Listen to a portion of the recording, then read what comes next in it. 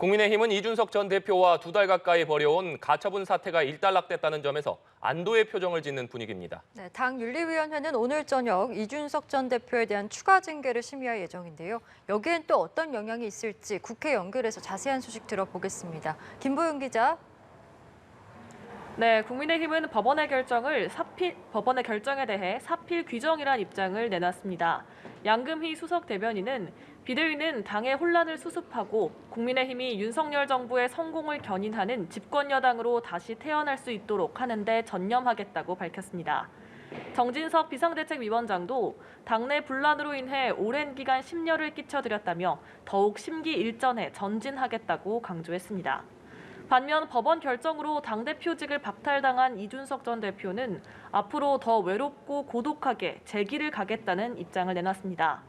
이 전 대표는 2번의 선거에서 이겨놓고 무엇을 위해 싸워야 하는지 때로는 허탈했지만 사명감을 가지고 덩어리진 권력에 맞서왔다고 소회를 전했습니다. 오늘 저녁에는 이 전 대표의 추가 징계 여부를 논의하는 윤리위원회 전체 회의가 예정돼 있습니다. 가처분 변수가 정리된 만큼 윤리위로서도 징계를 심의하는 데 있어서 부담을 다소 덜 것으로 보입니다. 특히 오늘 비대위는 이양희 윤리위원장을 비롯해 윤리위원 전원의 임기를 1년 연장하면서 윤리위에 힘을 실어주기도 했는데요.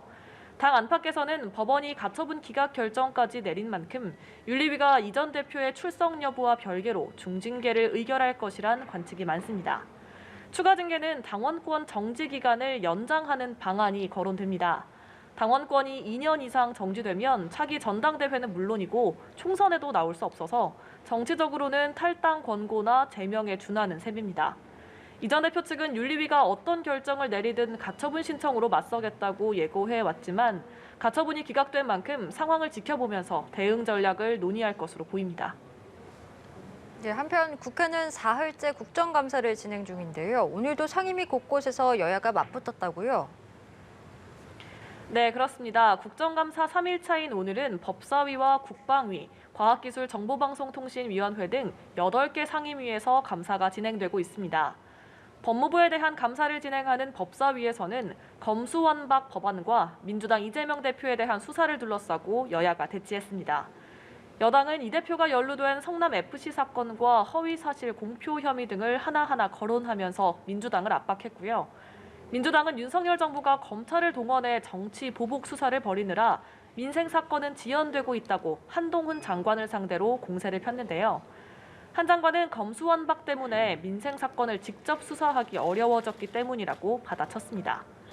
과방위는 윤석열 대통령의 비속어 논란과 관련한 MBC 보도를 두고 초반부터 맞붙었습니다. MBC와 민주당의 정원유착 프레임을 주장하고 있는 국민의힘은 MBC가 특정 진영의 속을 풀어주는 해장국 저널리즘을 보여주고 있다고 맹비난했습니다. 반면 민주당은 논란이 된 장면을 재생하면서 대통령실이 언론을 검열하는 것 아닌지 의구심이 생긴다고 지적했습니다.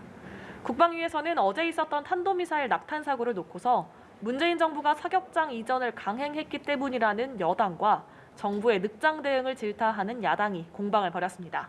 지금까지 국회에서 전해드렸습니다.